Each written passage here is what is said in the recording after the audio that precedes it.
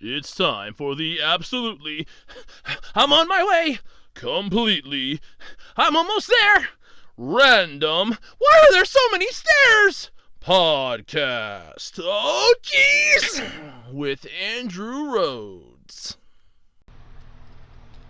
Hello, everybody, and welcome to the absolutely, completely random podcast for Saturday, August 17th, 2019. That's right, it's officially my birthday weekend. Yeah! Yep, I'm going to be 30 years old the day I put this podcast up, which will be the 18th. I will be 30 years old at 9:25 p.m. So that's pretty cool. I will now officially be 30 years old, the big 3-0. Good chunk of your life there kind of gone.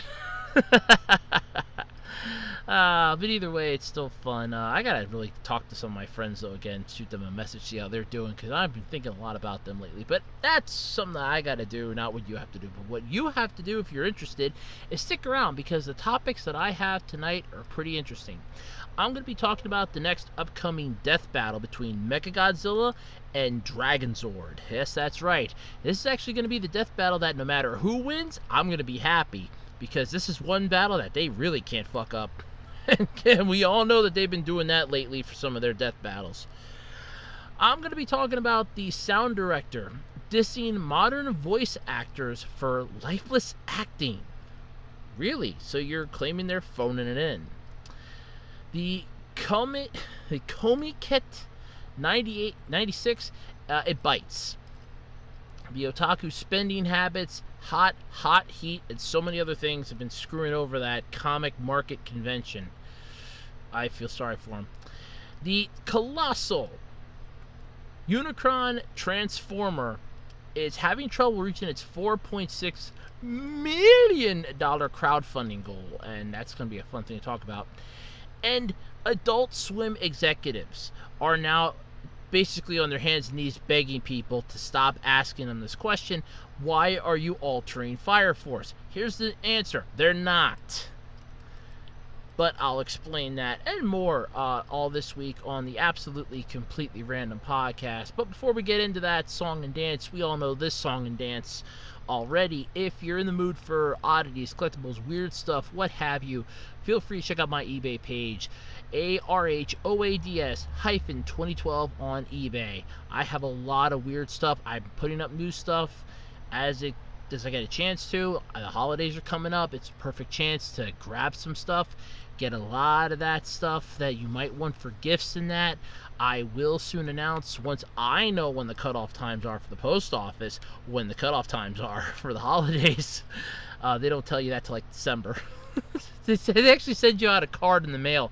Everybody on the street gets a card in the mail telling you when the cutoff dates are for the holidays. It's going to be, yay, that's what I'll know.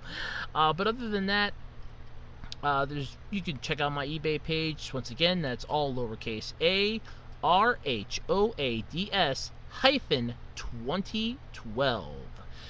Don't forget, you can check me out over on Twitter at Otaku Roads, or Take Your Roads, however you pronounce it. And you can also check out the official Web Designer 18 Facebook page. I know that doesn't get a lot of stuff updated all the time, but I'm more on Twitter than I am on Facebook. And that's just because Facebook's a little meh to me at the moment, but still, I'm on both, so you can definitely check me out. But yep, so feel free to check any of those out, and stay tuned for the podcast. Okay, so I actually had kind of an interesting week this week, believe it or not.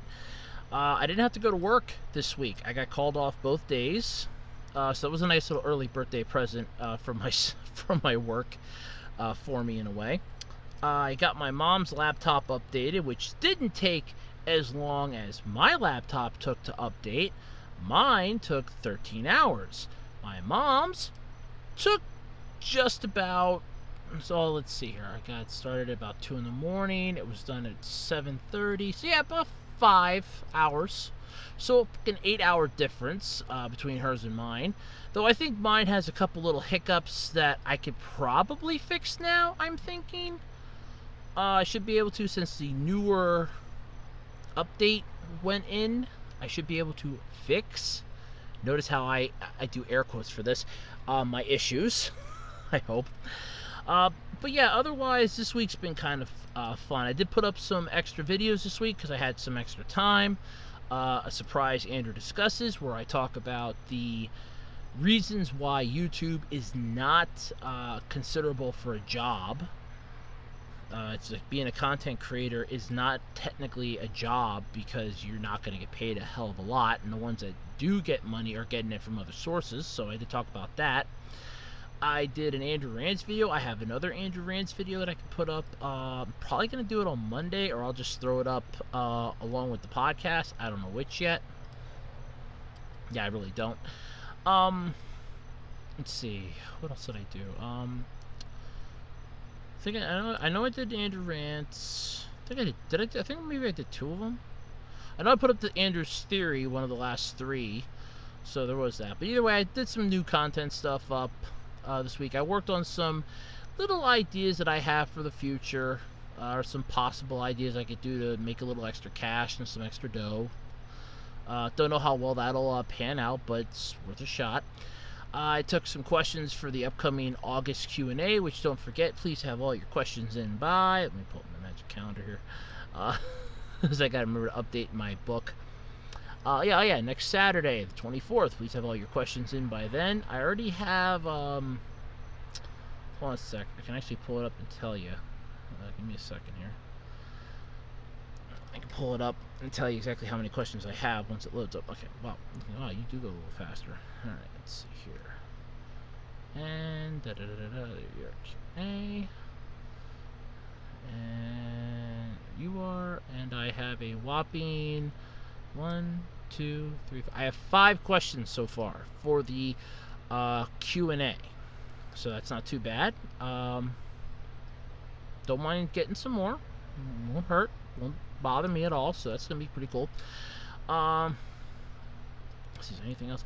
Yeah, I'm working on some stuff for future videos. I'm planning on probably starting next month pre-recording a crap ton of videos for the holiday season that I can plop up while I'm working, or at least enough to get me through November, and then I can quick do some like off days in November. I can go, okay, let me quick pull out my laptop. Or on nights when I do the podcast, like, okay, I can quick, okay, I got the podcast done.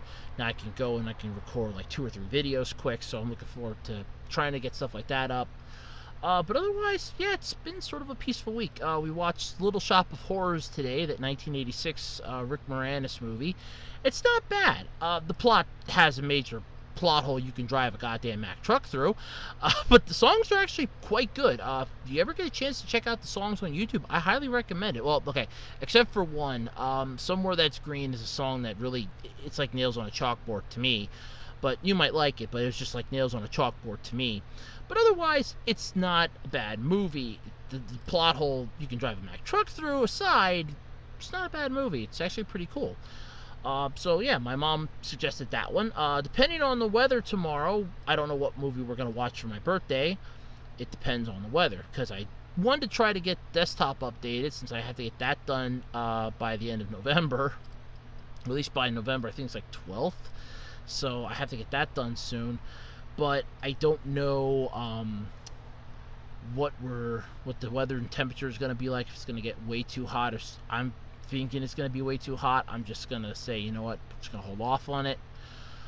So I don't know what's going to go on with that yet, but I'm working on it as it goes. But either way, this has been an interesting week, honestly. But enough about me.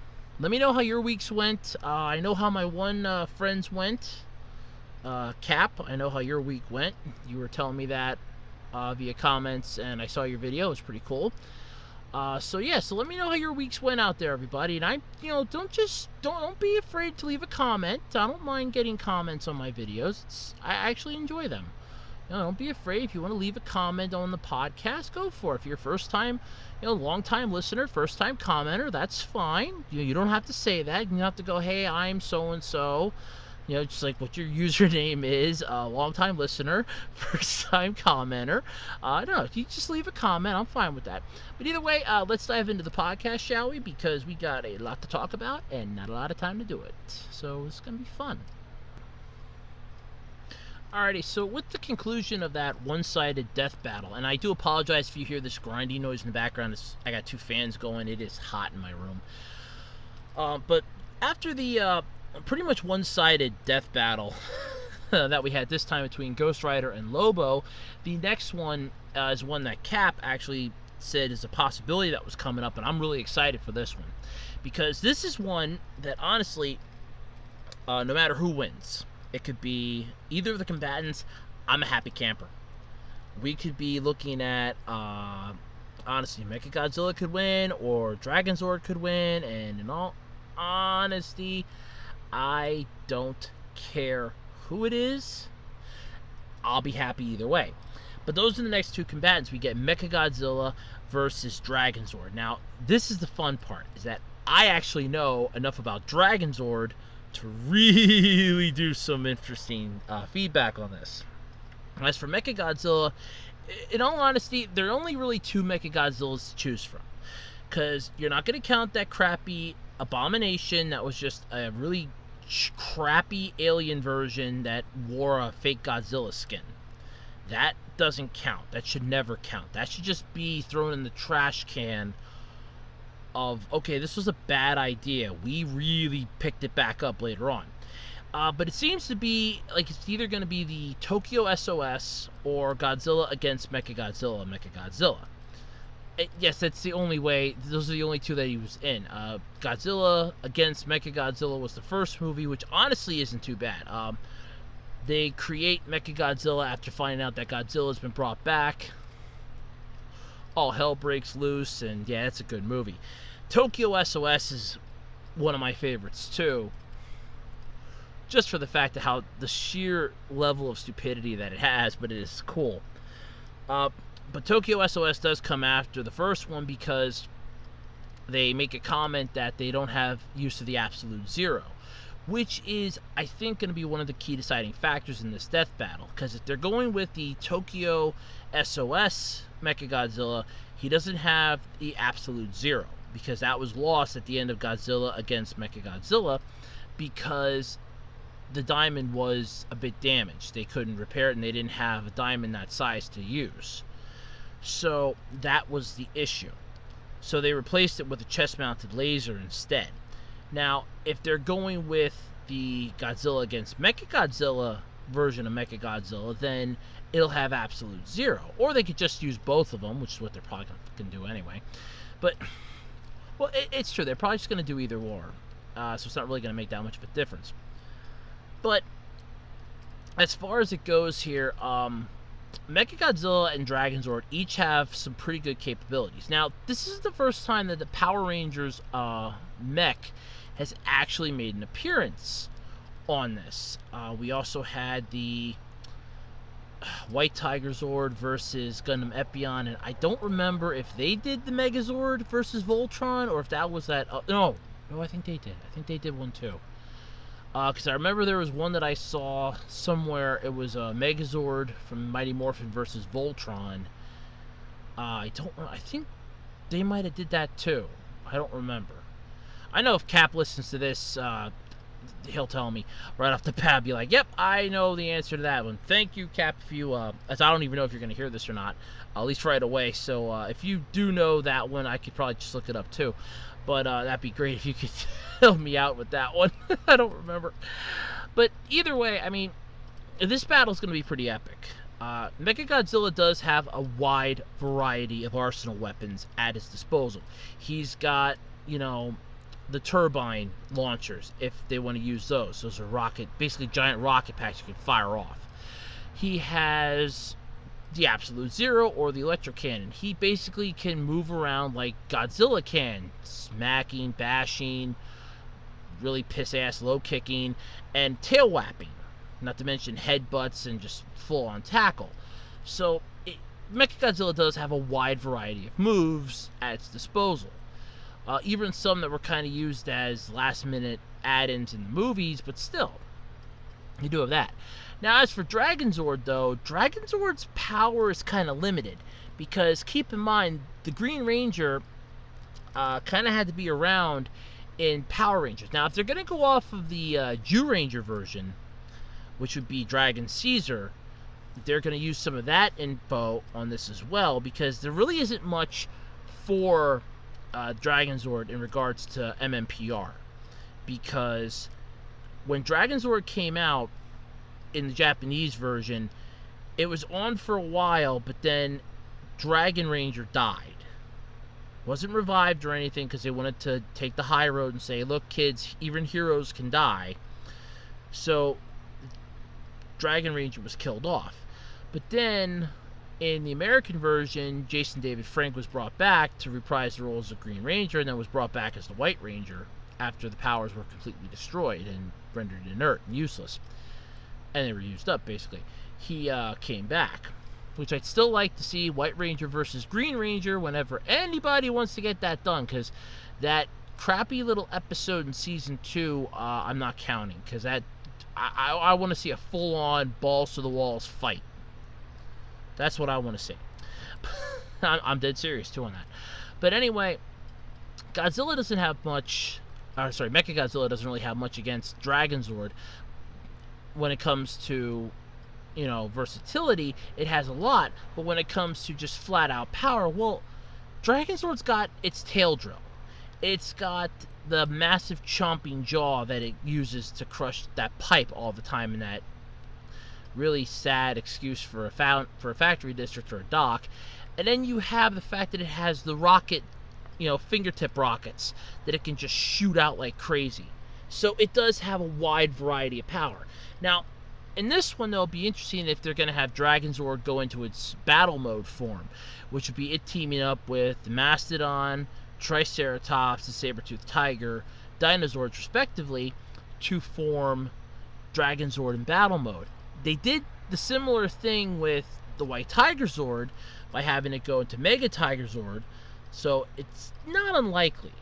So, I don't know. This is going to be a good fight either way. I'm definitely saying that. It's going to be an interesting battle. Their strengths, their weaknesses, they're almost practically the same. It's MechaGodzilla has a little more arsenal, but Dragonzord has the Green Ranger, who can just keep giving it more and more power by playing the Dragon Flute, or the Zoosoken,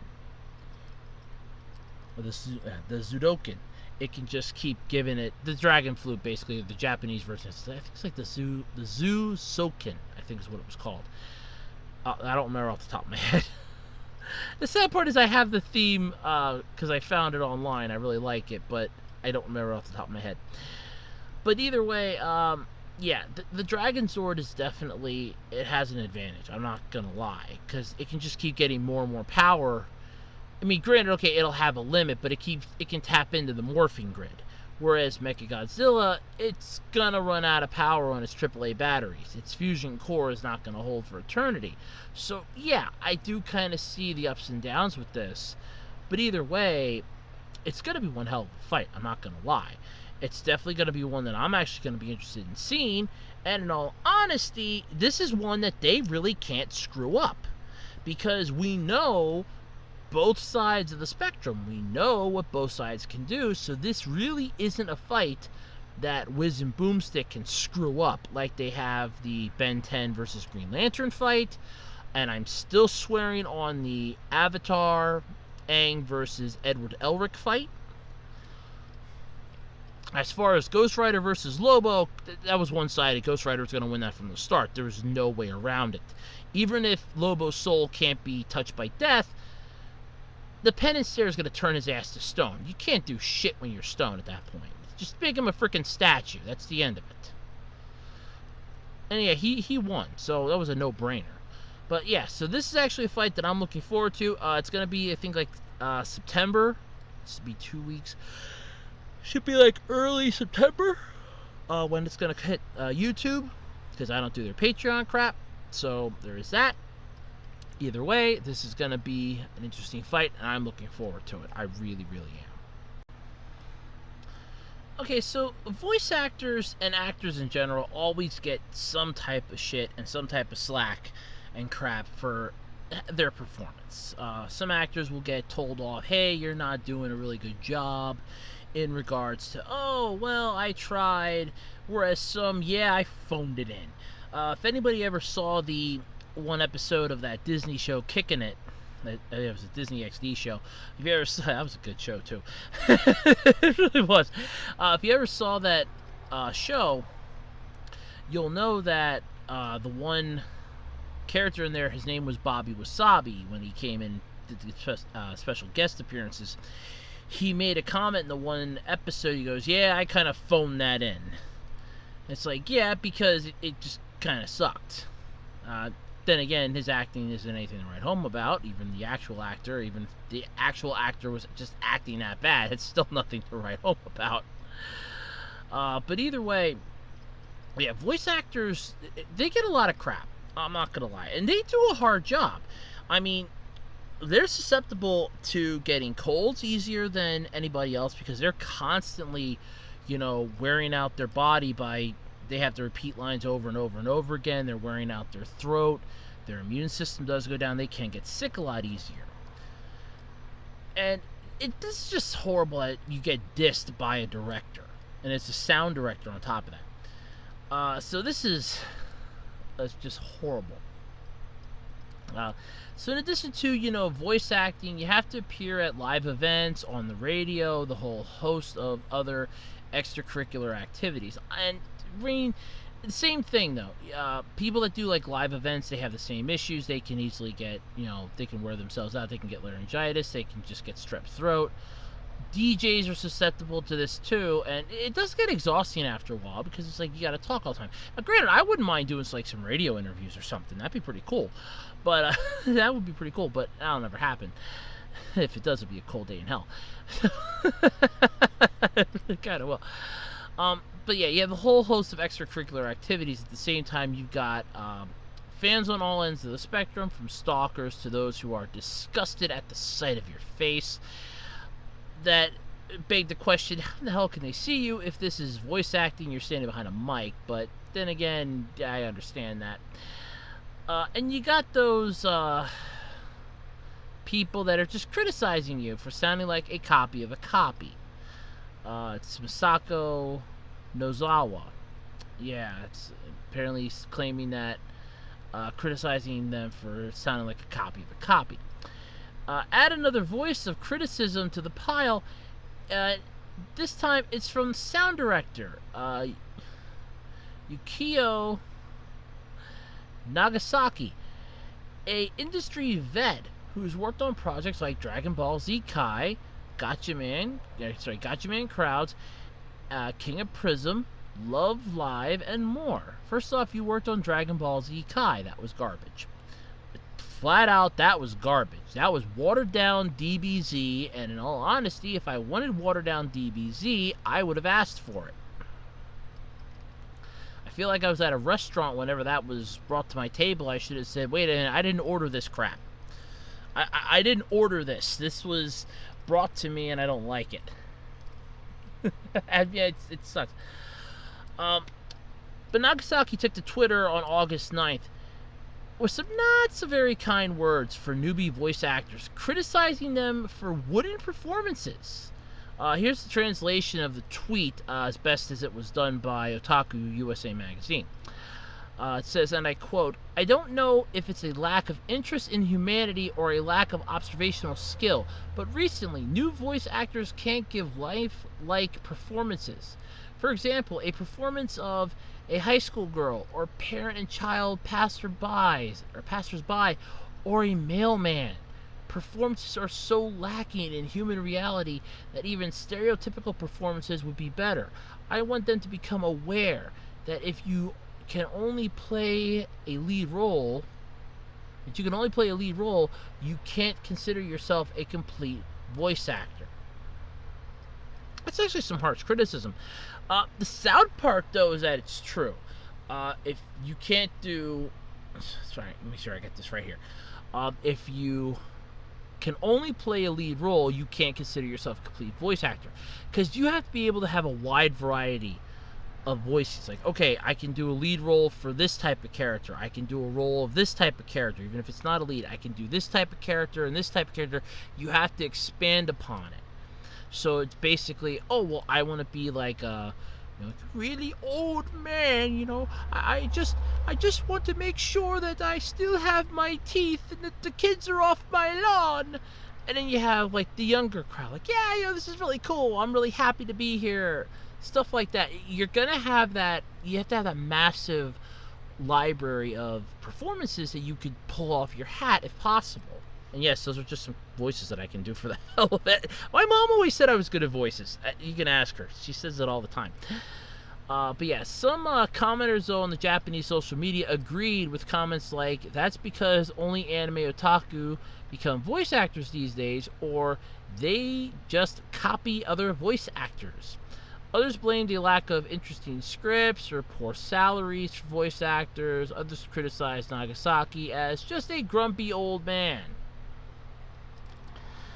Yeah, so, I mean, regardless of the fact, I don't think it's only otaku that become, or otaku, that become voice actors. I think it's just more than otaku that become voice actors. That's no way in hell is that they're the only ones. You have people that do basic, like, simple stuff that can become voice actors. They could just do a simple, oh, look, I'm the, you know, little mascot character for a news thing that comes out and says hi. That's not anime. And I could be a voice actor.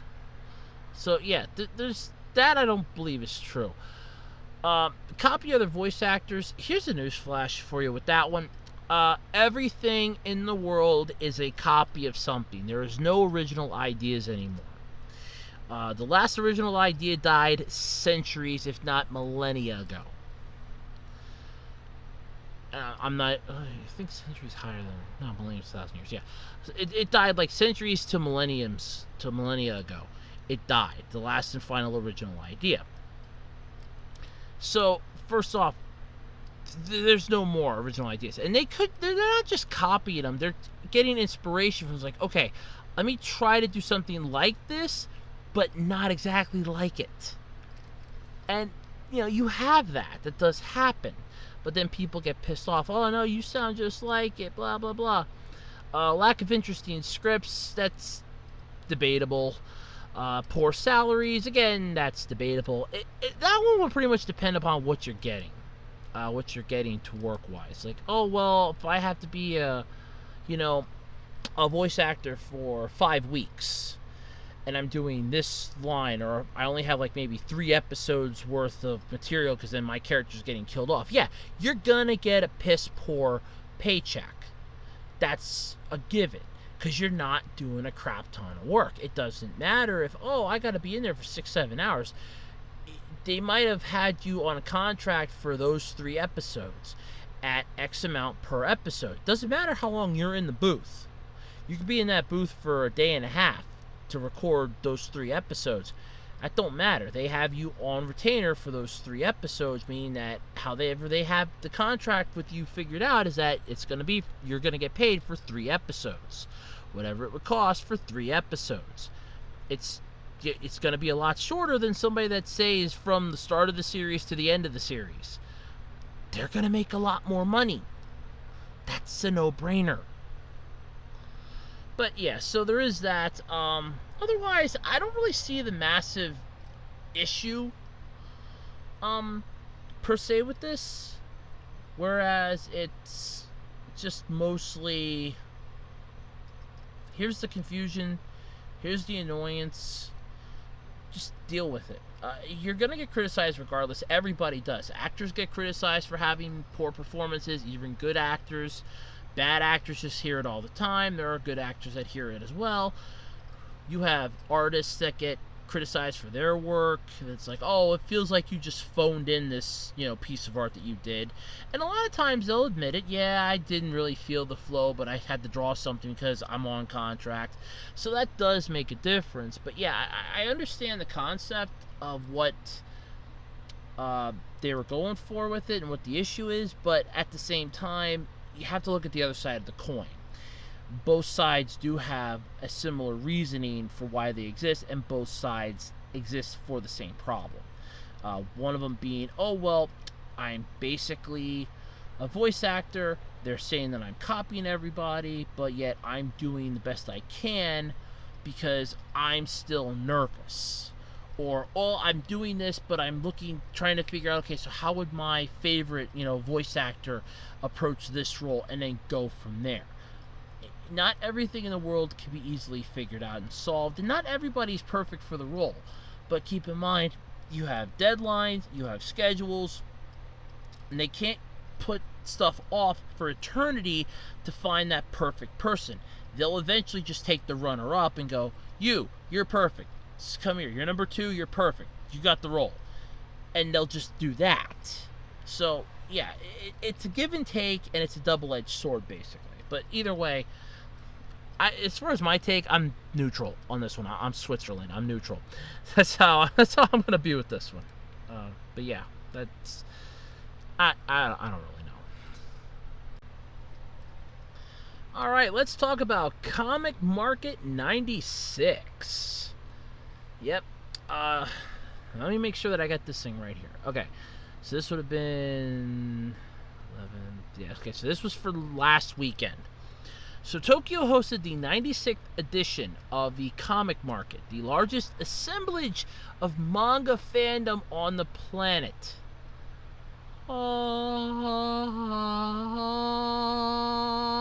Did you just hear that? Did you just hear that wonderful sound?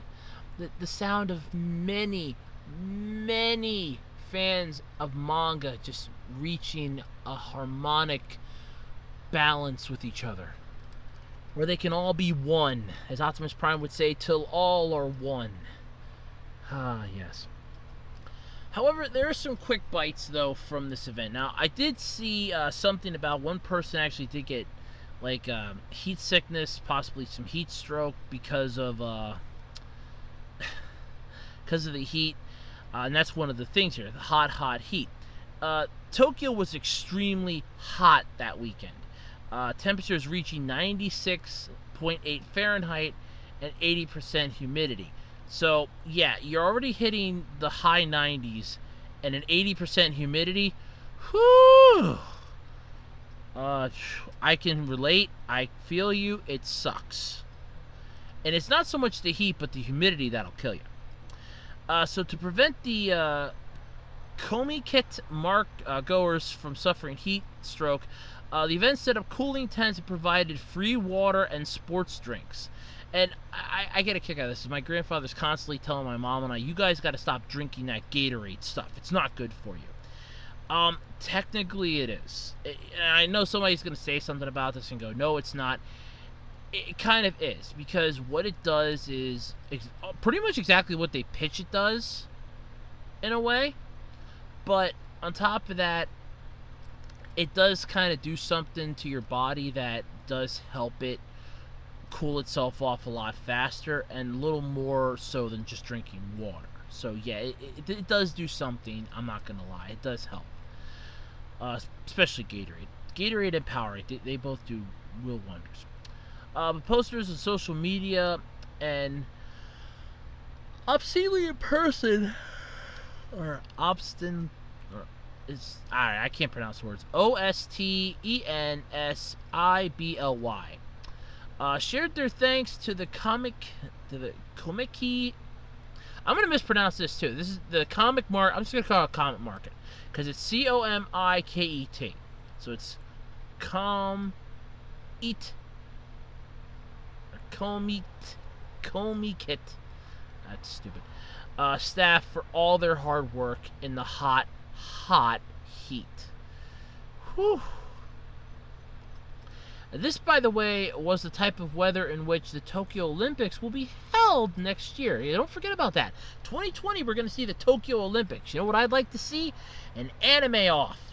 If that Mario Kart wouldn't have been sued into oblivion and back to the Stone Age, like Nintendo had done, we could have had that for the 2020 Olympics, some Mario Kart style racing. Now that would have been cool. There would have been asses in seats that day. You get big spending otaku with this one. News site LiveDoor had a report out following a few comic market goers and asking about their spending habits. One group of high school students revealed that they each planned to spend 100,000 yen. That's about $950 American. Over the, I know, it's sad. It's like, I was like, holy shit, it's like 0.1%. But yeah, that's, wow, that's bad, yeah. Over the course of the weekend, the young men said they worked odd jobs at gas stations and restaurants over the course of the year to save up for the event. That's pretty cool. So they figured out, and I'm guessing that's, yeah, okay, they each planned to spend. So that's 300,000 yen, at least the three of them. I'm going to at least assume 3. That's still not bad, because a group is usually considered 3 or more. So yeah, that's at least 3 is minimum. So it's 300,000 yen total, because they said they each planned. So that's not bad. One of the high schoolers reported that he'd already gone over his budget, but said, if there were no comic market, I'd have no motivation at work. So it can't be helped. Okay, you went over your over your 100,000 yen. How much was this stuff costing? God damn it. I've been to a couple like conventions and stuff. I know that shit gets expensive. I went to a train expo convention thing with my uncle twice. The first time was fun. The second time they had it in combination with a computer expo that was at in the same building, and I kind of wanted to walk around the computer one, and my uncle was like, "No, we're here for the trains." Oh, I kind of wanted to walk around the computers a little more, see if they had anything cool. But it's like, "No, we're here for the trains." Oh well, it was still cool though either way. And I went to, because I was a volunteer firefighter for a few years. I got I say that with air quotes too. I got to go along to 2 conventions that were related to that. Though that was mostly because the fire company that I was a part of had a truck up there at the convention or the expo basically, and they had to bring it home, and the driver just wanted a companion for the ride, and that's kind of why I got dragged along. And I never got invited back after the second time, which was fine. That was perfectly fine. I mean, it sucked, but it was perfectly fine. But yeah, so I mean, how the hell did you just go over your budget the whole rest? God damn. Another said that they already used all their money, so for the rest of the day, it's about fighting their desire. And the sad part is, with a lot of this, I doubt highly that those vendors and those sellers put out all the good shit day one. And it's like, if it's already day one and you've already spent all the money that you had earmarked for this, then either you made impulse purchases or you just went balls to the walls and got into a bidding war or something. One older otaku profiled in the article claimed that he spends over 300,000 yen each comic market, and he planned to spend 400,000 this time around. Now those numbers, 300,000 is 2,800 American, and 400,000 is 3,800 American. Just in case you were wondering. When asked where he got all his spare cash, he was quoted as saying, "Living at home is powerful." Don't even know where to go with that. However, if you're planning to go to Comic Market 98, ooh, you better plan to go early next year, because they're going to be holding it in May, due to the fact that the Tokyo Olympics are going to be next year, and to avoid the overlapping with the Olympics, because that's going to cause a traffic nightmare over there. You think traffic's bad now in certain parts of like Tokyo, or you think certain parts of the world have horrible traffic, just wait till the Olympics get there. You are going to have backed up traffic, roads shut down, whole slews of problems. Trust me, it will not be pretty. So yeah, so they're going to push it back. It's going to be in May next year, May 2nd to the 5th of 2020. Not exactly summer, but The weather's going to be better, because in May it's not super freaking hot unless the world decides it wants to go closer to the sun and get into a more serious relationship with the planet-giving neutron star there. But hey, it's going to be nicer. It's also during Japan's Golden Week holiday, meaning there will be potentially more participants than usual. Because Golden Week's basically, a lot of people don't work, especially manga artists. They have the time off. At least, as to my understanding, to the best of my understanding, they usually had the time off. But still, that's actually pretty cool. So at least they've thought ahead to make it so that, hey, we're not going to flat out do this the same time next year, because we got the Tokyo Olympics next year. We don't need that overlapping with this. We'll lose our ass. You know, let's bump it back a month. Let's bump it back a few months. Let's make it May. Yeah, that sounds good. Yeah, May works. So May 2nd to the 5th. Now, the kicker is, watch that suddenly spike in interest, and all of a sudden they go, let's try this again for the next one. And then the next one comes around, and all of a sudden it's like, hey, this works better. We can net more money. This works better. And you figure that's a possibility, too, of that happening, because a lot of things that does work out that way. So, yeah. But either way, this is exciting. So there is this cool stuff. But yeah, I did see there was another article, but I don't have it up on here, but I did read it, about one of the goers to this getting heat stroke, having to actually leave on an ambulance, and begging their friend to go and pick up a comic for them that they really wanted. Unfortunately, it was sold out, but they ended up getting one of the other ones that the buddy was looking for, and even got it signed by the artist, because they told him the story about what happened to their friends. Like, yeah, buddy had to get taken out of here on an ambulance, so, you know, that happens. But this is still impressive, and the picture that they have here in the article is really, I mean, damn. It is just a sea of people. I mean, you can make out the tables, but it is just a sea of people. I mean, I could just imagine just being in there. Somebody that hates crowds would be having a panic attack just looking at this picture. It'd be like, my mom would be losing her shit right now. She does not like, that's like, she doesn't like crowds. And she would look at this and go, she would not, she would not be happy about this. And yes, Mom, I am poking some fun at you this week. You get to be brought up to a new level, I guess. But yeah, but either way, that's pretty cool though. The comic market's doing really well over there.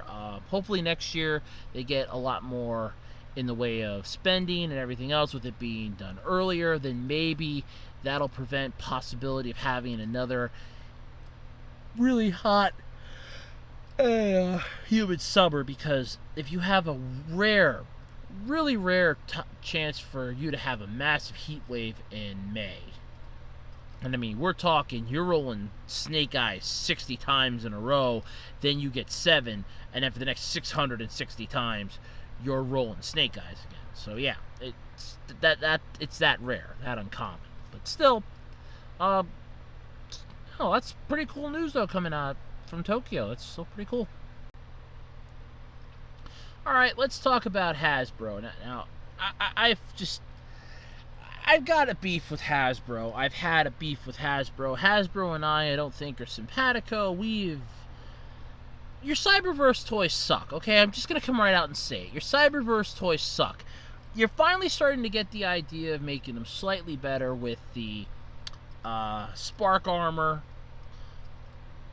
because you have the smaller figures, which makes it so that, hey, look, the smaller figures means you can have a little more playability.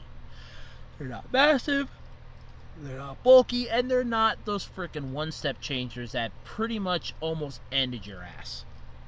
Those things were an abomination to Transformers, and you know it, I know it, and newborns know it. You hand a newborn one of those one-step changers, they'll throw it on the floor. And it's not out of the, oh, well, I'm I don't know what this is. Yeah, that's stupid looking. It's like, they know. They know. But Hasbro or HasLabs, this is interesting. So, the War for Cybertron Siege, is the upcoming new, basically, Transformers series. And I'm pretty sure this is the Netflix only one, which really pisses me the hell off. But then again, the last one was Machinima, but Machinima is no longer around, so of course it has to go somewhere else. Why they couldn't just do it themselves, I'll never know. They could do it themselves, put it up on YouTube with ads, and make a shit ton of money, but... because you could pitch your own crap and sell it, and then you literally get 100% of the profit. And I just don't... It's idiotic. Idiots, basically, is what they are. But there is a new Transformer that they're working on for this, and they need to get crowdfunding for it. And oh, yes, the crowdfunding. This is just hilariously funny. So...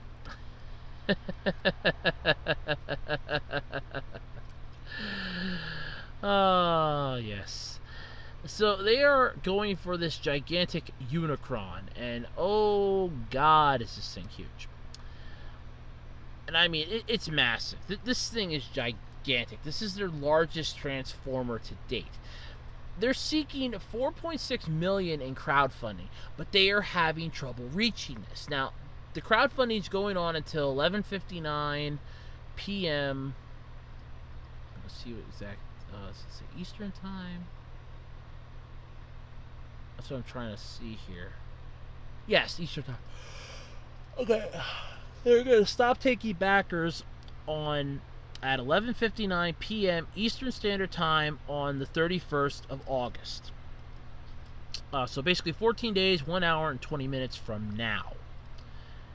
The kicker is they have gotten 2,675 backers as of this recording. Their target is 8,000 backers. They haven't even reached halfway. And I'm thinking the reason why is because of their price point in this thing. So this thing has a hefty price tag. Now, I know that when you hear the words hefty price and Transformers, you're thinking Masterpiece Collection. You're thinking, brand new secondary market Combiner Wars figures or Power of the Primes figures or stuff like that. You're thinking the high echelon of toys here. Like brand new, still sealed in box, somebody's asking $175 for it. That's what you're thinking. This, not even close. This has a hefty price tag. Every person that backs this is agreeing to pay $574.99. $574.99 for a gigantic Unicron. And they're wondering why they're having trouble reaching this crowdfunding goal. I mean, this thing is massive. It's freaking huge. So it's 27 inches tall. Sorry, it's over 27 inches tall. HasLabs platform established the campaign in hopes of getting 8,000 backers to throw down about $575 each, which adds up to a lofty $4.6 million goal, but it's not going to happen. I don't see this happening. According to this, at least the article, they've managed to get 1.4 million of the goal. However, some quick Andrew math, which then just turns into me just pulling up my damn calculator because I am not intelligent enough to do that tonight. My brain is deep frying itself here. Okay, so we got 2,675 backers, and we times that. No, not minus. Where's my times? There you go. Times that by. Oh, that's cool. Yeah, I just noticed this in my calculator. It actually gives me the X for times and not the asterisk or the dot. That's cool. You times that by the $574.99 that they all agreed to pay, and get ready, folks. This is going to be a massive heart attack here. Holy sweet! Wow. That comes to a hefty $1,538,098.25. So out of the 2,675 backers that are hoping this is going to get funded and you're going to make these, that means you're going to make these, right? You're not even halfway there. And I saw somewhere that they're only planning to make like 10,000 of these things. I think I heard like, I think I had heard that on the YouTube video that was discussing this. They're only planning on making like 10,000 of these things. So it's like they're not going to make a crap ton of them. Yeah, they're not going to reach this. They had a more successful campaign. HasLabs had a previously successful campaign for Jabba's sail barge from Return of the Jedi, which had 7,000 backers contributing $3.85 million to make the dream toy a reality. You know what I'd rather make? A bunch of small Transformers for cheaper. Or better yet, take that money and put it into R&D. Because you need that and quality control. Then again, that's an interesting question. So this Transformer is going to be over 27 inches tall. And you figure with 3D printing becoming more commonplace nowadays than it is, and injection molding and everything else, they could easily mass produce this thing. And I mean easily. First off, the size is ginormous. The price tag on this thing would be about $600. No one's going to pay that much for a damn Transformer. I mean, no one is going to pay $600 for this thing, at best. I'm wondering if this $4.6 million is more they're trying to recoup what they're losing in Cyberverse toy line. And they figure, well, look, it's not going to cost us how much to make this thing. So what we're going to do is we're going to tell everybody it's going to cost us more and then dupe them into basically helping us recoup our losses from Cyberverse. Yeah, this project isn't going to succeed. I don't see this succeeding. There was a prototype on display at San Diego Comic-Con. It did look pretty cool, but I would not pay nearly $600 for Unicron. First off, if I bought Unicron, I would want to have Primus alongside of it. And I did own Transformers Cybertron Primus for a while. I did have that, then I got rid of it because I had no use for it, and it was literally taking up space. So I needed the money, I had no use for it, so I thought, I'll just put this up for sale. I mean, I got it for like $25 at Walmart, so I made a decent profit holding on to it for a few years. But you had that. There was a Unicron figure already from Transformers Armada, because I remember seeing the commercial for it, and I remember my one aunt going, "Whoa, you know that thing?" It's like, "Oh yeah, it's Unicron, big Transformer from, yeah, he's a Decepticon, destroyer of planets." And she's like, "Well, is that something that you're interested in, like giant toy like that?" I'm like, "No, not really. I don't like Unicron. I never did. Even the one in the movie, I never really liked. I just kind of just went with it because it was the main villain of the movie." But I don't see anybody spending $600 for an over 27-inch toy. That is something that you literally have, and it's sitting. It is sitting on a coffee table. That's a die-hard collector. So I'm guessing these almost 2,700 backers are just die-hard collectors. That's like, you know what? I'll plop down $600. I'll buy this baby, pop it on my coffee table, and just basically bask in its glory every time. And I actually do have the page up for the campaign. If you want to check a look at it, I do have the link in the description. They had down here the Lord of Chaos, the Planet Eater, the Chaos Bringer. That more or less describes Cookie Monster, but sure, we'll go with this. Because they were also trying to fund that, too, at the same time. So I remember the joke I saw on Twitter. I kind of got a kick out of that. They're trying, Hasbro is launching a campaign for the Lord of Chaos, the Planet Eater, the Chaos Bringer, Unstoppable Appetite. Oh, yeah, and Unicron, too. And they had Cookie Monster there and Unicron off to the side. So I did get a kick out of that. But Unicron stands alone as the most menacing figure in Transformers lore, capable of devouring entire worlds and civilizations. He debuted in the 1986 movie, and his insatiable appetite nearly brought the entire universe to its knees. He destroyed one planet and tried to destroy Cybertron. That's it.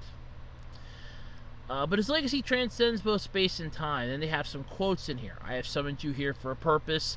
To which Megatron replied in the movie, nobody summons Megatron. To which Unicron replied, and Orson Welles did a beautiful job of this.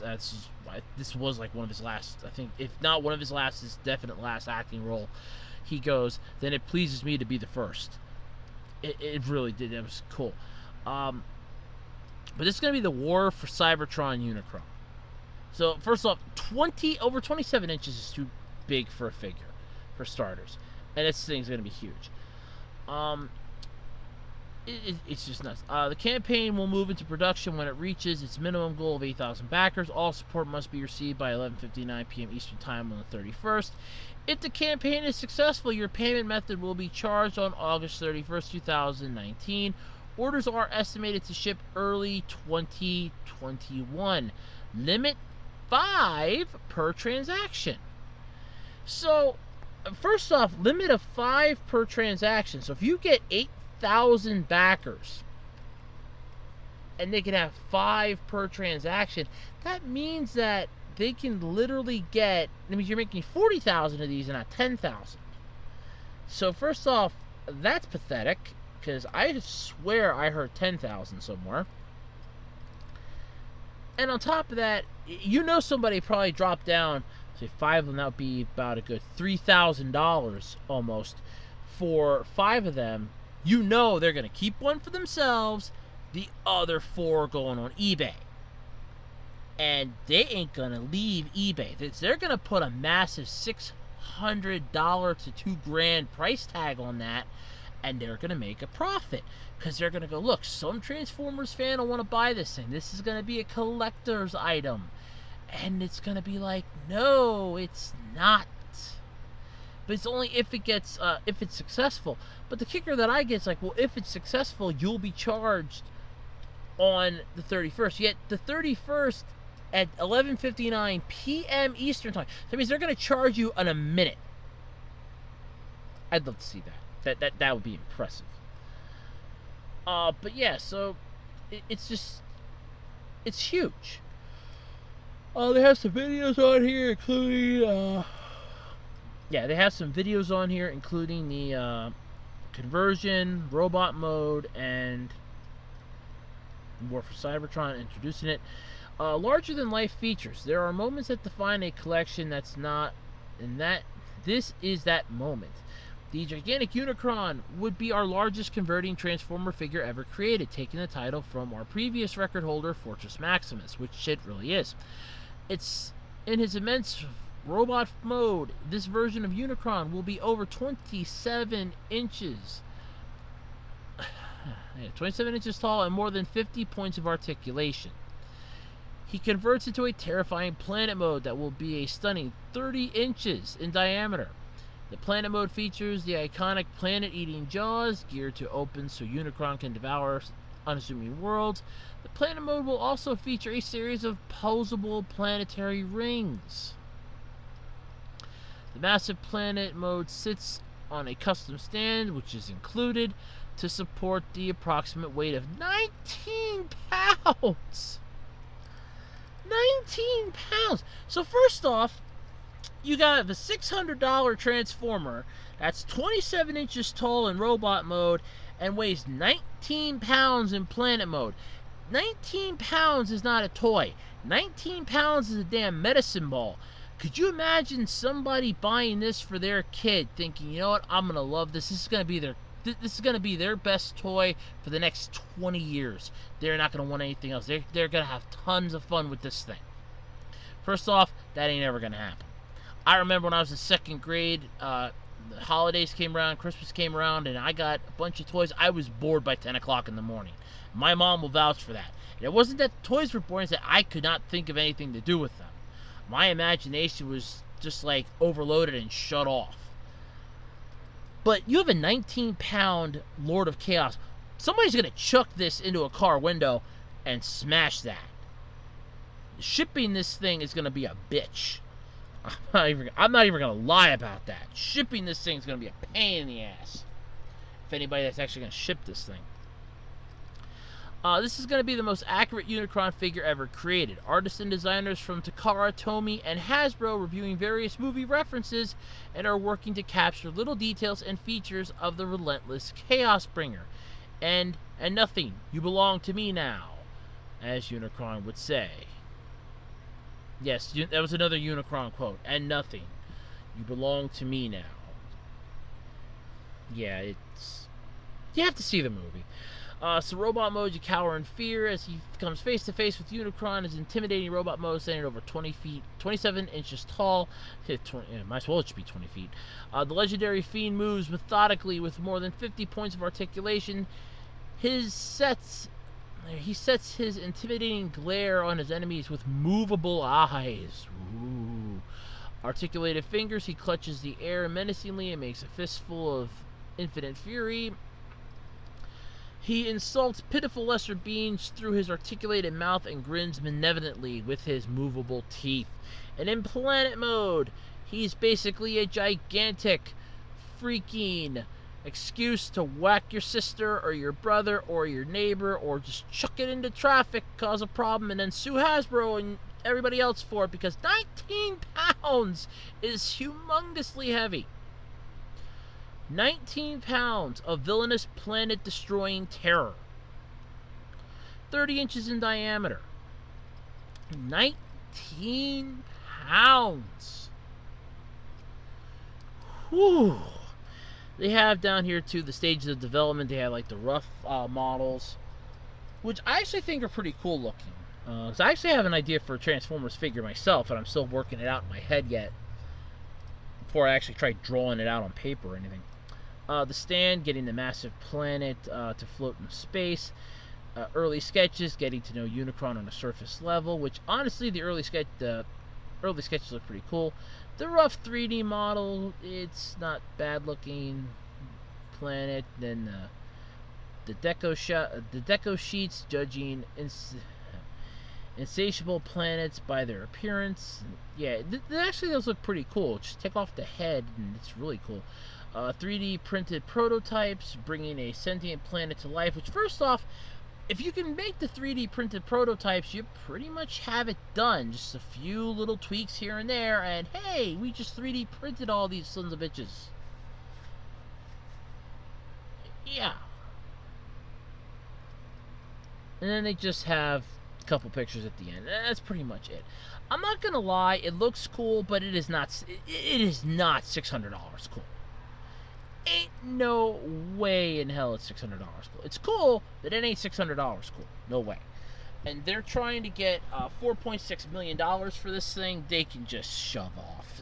They're never gonna hit that. The 31st is gonna come. They'll probably get like maybe halfway there if they're lucky, but they ain't getting 4.6 million. No way in hell. No way. They would have a better time saying, hey, we're going to make a 6-foot-tall Optimus Prime. That they would probably get funding for. We're going to make a 27-inch Unicron. Nope. Nope, not happening. Not happening at all. Okay, so this is an interesting thing. So, for those of you that missed this entire thing, Flyer Force actually has now joined Toonami. It became on the I shouldn't say became. Joined the lineup. I want to say the week after the preempted week, courtesy of the Kyoto Fest. So it would have been the 27th. And first off, the series over in Japan, because I watched the first 2 episodes, then it had that week hiatus because of the fire, and then you had episodes 3, 4, and 5 have aired. At least 3 and 4, I think. I think episode 5, I don't know. But either way, the show's kind of started to go downhill, I'm not going to lie. I'm not exactly too fond of the way it was going last couple episodes. It seems as if it's going way too quick. In a way, I don't know. it's either not going how I thought it was going to go, or it's just going a little weirder than it should.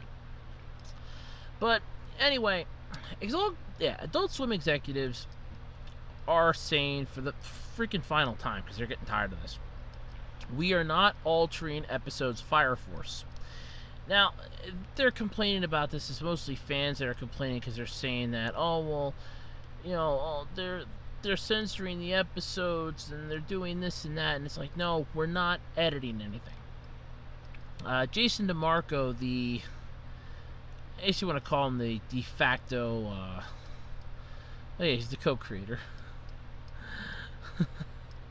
Well, anyway, he goes and says the following. He's like, I don't know why people keep asking this, but we are not editing the Fire Force episodes. If you think about it, I mean, if they're editing anything, it's whatever they have to make it FCC compliant. They're not editing anything else at best. But when later asked again about the same question, DeMarco just doubled down on his explanation. A fan said it seems unlikely another U.S. licensor of Fire Force like Funimation would censor the show, and DeMarco replied by writing, "It's not us, believe it or not, believe it or don't. But it's not them," basically. So the controversy, though, that the fans are questioning, seen from Toonami's latest episode went live, episode 3, introduced a character named Tamaki Kotatsu, who revels in fan service. When she meets the lead, Shinra,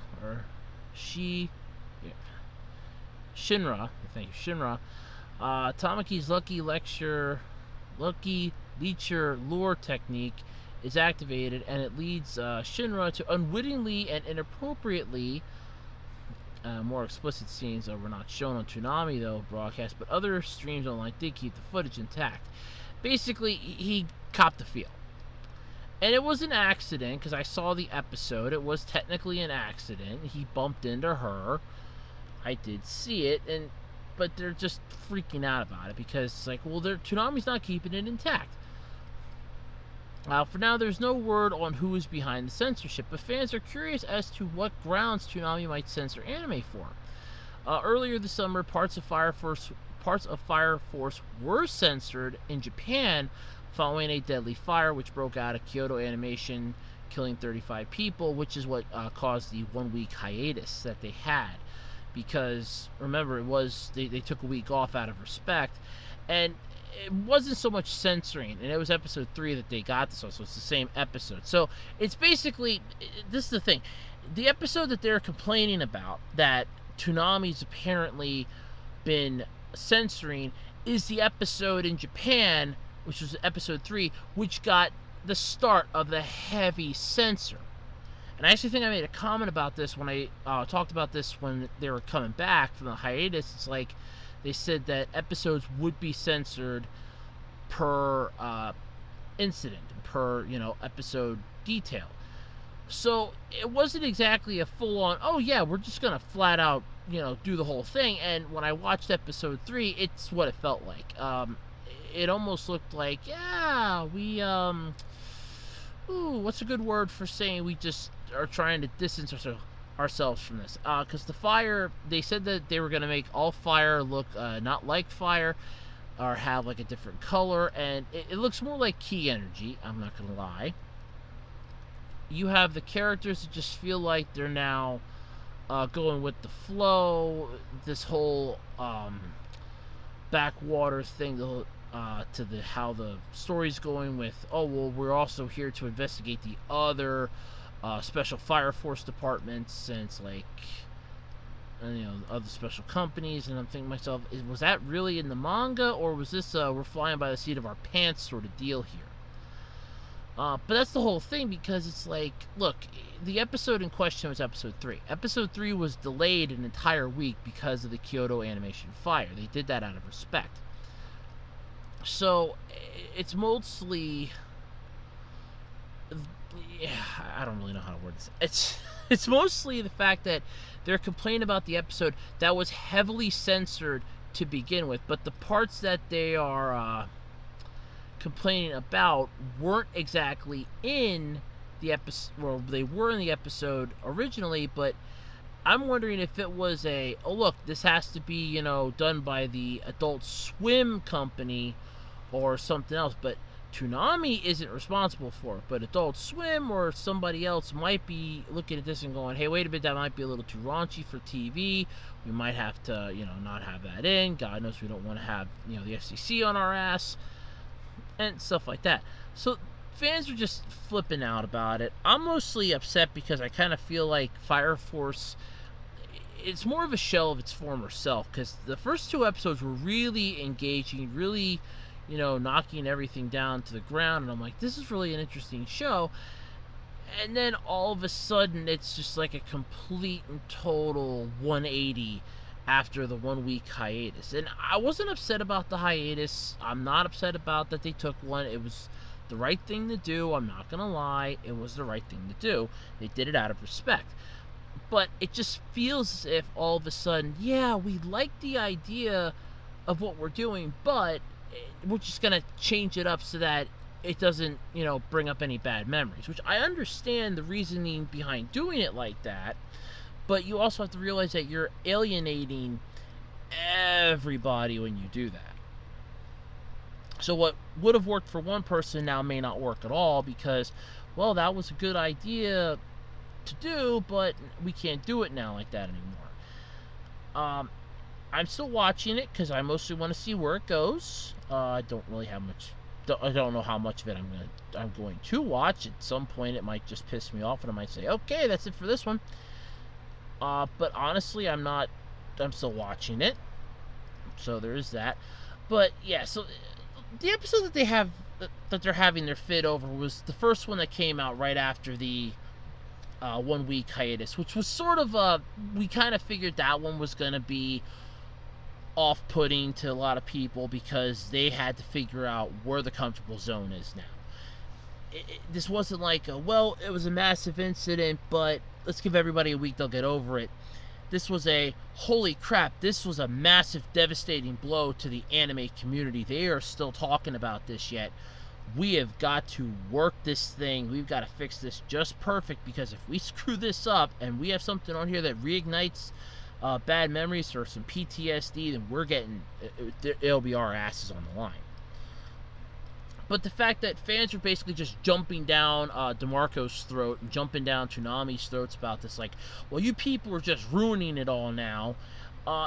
It's unfounded. I'm not gonna lie, it's unfounded. They're not the ones that are editing it. If they are, they're gonna come out and say it. It could be Cartoon Network. It could be their head cheeses in charge. Because keep in mind, and I'm gonna say this till I am blue in the damn face, Adult Swim is a subsidiary of Cartoon Network. It's like a sister network, but Cartoon Network still has control of it. Which means that at the end of the day, if they decide to change something, they will change it. They don't have to tell Adult Swim, hey, we're changing this. They can just pull executive power over them and say, look, it's done, we changed it, and that's why. But they don't have to tell them we're changing it. All of a sudden, they can see it and go, oh crap, that was changed, that's different. Fans start getting pissed off, and all of a sudden, they're playing damage control when it was Cartoon Network that pulled the final plug.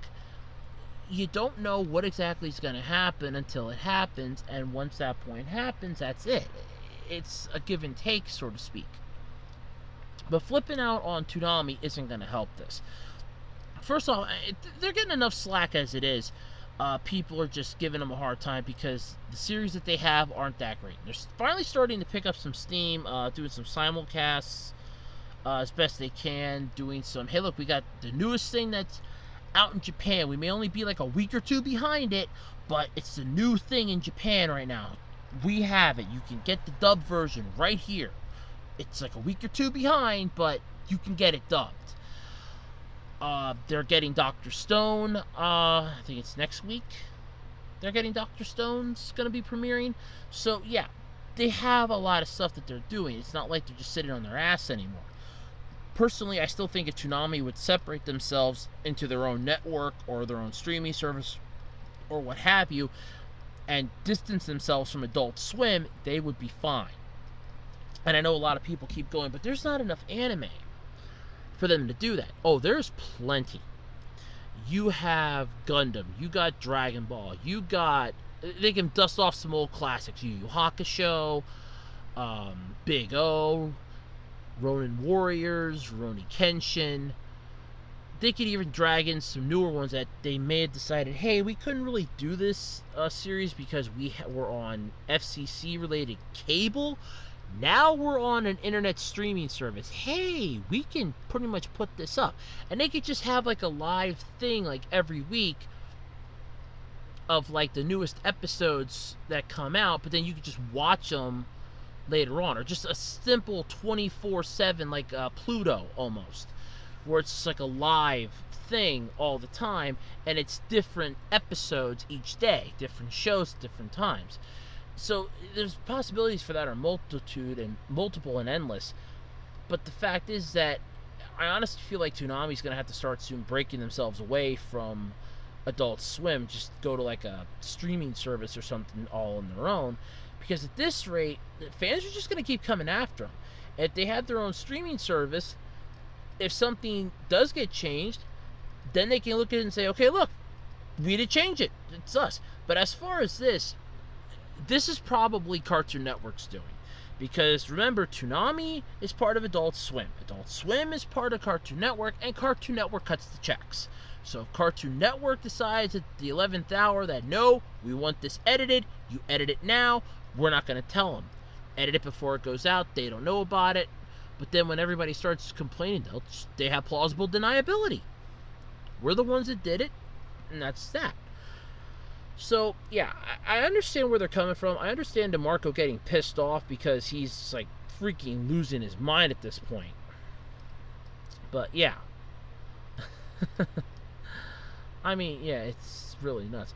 But, seriously, though, I get the whole thing. But now, for those of you that don't know what the premise of Fire Force is, apparently the entire thing is such. Terror is paralyzing the clockwork metropolis of Tokyo. Possessed by demons, people have begun to burst into flames, leading to establishments of special firefighting team called the Fire Force, ready to roll out on a moment's notice to fight spontaneous combustion anywhere it might break out. You got a sister, which basically does like a little prayer to put the soul at peace, and then you have the actual people that do the ass kicking, and they're mostly pyrokinetics. They're second generation, third generation, stuff like that. And for special, for Fire Force Company 8, they have the human's a leader. The leader's basically just a regular human. The sister's regular. Then you have 2 generation 2s and 2 generation 3s.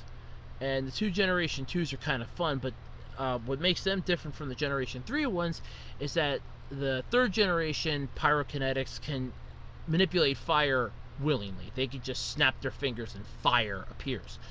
But the second generation ones, they have to use a medium. They have to either have it as a starting point, and then they can control it from that. They can't just do it at will. The one member actually has a gun that he uses that he can suppress or expand the expansion of the explosion. And another one can just control fire, but she has to have, I think, touched it or created it in order for it to work. I'm not too sure on how her powers work as of right now, but that's basically it. The main character in this is Shinra. He's a boy who possesses the unique ability to run at the speed of a rocket, leaving behind the famous Devil's Footprint and destroying his shoes in the process. So he basically walks around a lot of times barefoot. But basically, they're searching for the source of the strange phenomenon, and at the same time, apparently, also checking and keeping an eye on the other Fire Force companies as well. Mostly right now, they're taking on Company 5, which is a pretty epic battle, because you have the leader for that one. She just walks literally over everybody. She's nuts. But yeah, there is that. But, I mean, I understand, like I said, their beef and their gripe with this, but, I mean, at the end of the day, it's one thing or another. You know it's going to be something. It's just a matter of what is their beef, and, you know, you can't please everybody, basically, is what I'm saying. Not everybody can be pleased. Alrighty, everybody, that's going to do it then this week for the Absolutely Completely Random Podcast. I'm Andrew. I'm turning 30. I'm going to bed. I'm tired. Yeah, it's actually a little later. It actually is the 18th now when I'm ending this because I ended up getting distracted with something for about a good hour. I really have a hard time keeping my attention focused on something. I gotta work on that. I'm like that. I'm like that kid that all of a sudden I see a shiny bead and I'm just like lost for an hour and a half trying to figure out how to get to that shiny bead. But anyway, don't forget Q&A video will be coming out the final week of August. Please have all your Q&A questions in by next Saturday, or this coming Saturday now, I should say, the 24th. You can leave them in the comment sections of videos. Just put down Q&A. If you do some of the older ones, then you can put down like for which Q&A you're talking about. But otherwise, I can just look it up via the date and I'll know which one it's for. I'm not that idiotic. And plus, the new comments come up right away on my YouTube comments section. I just gotta go into the YouTube studio to pull them all up. But either way, I can pull up which comments are for what, so it's not that big of a deal. Just make sure you put down parenthesis Q&A, and I'll know which one, and I'll know that it's a question for the Q&A, not one you just want me to answer. Don't forget, we got a lot of fun stuff coming up on the channel, including more episodes of Andrew Rants, a lot more Andrew reviews. I'm going to be talking about some movies in the upcoming reviews. That's going to be fun. We have Andrew Discusses. I debating if I want to do one this week, because I did the bonus one this past week, so I don't know. I'm going to flip a coin on that later, and so much more. So make sure you hit that subscribe button, and don't forget to whack that bell icon to be notified of all the new videos that are dropping here on Web Designer 18 YouTube channel. Don't forget to give this video a thumbs up or a thumbs down, and don't forget to leave a comment. Seriously, I like comments. I'm like that quarter machine, that old fortune-telling machine. Fortune for quarters. I love quarters. Oh, I love reading comments, so feel free to leave a comment. Just don't tell me to go to hell or to, beat myself. I don't take those seriously, but at least leave me a comment or something.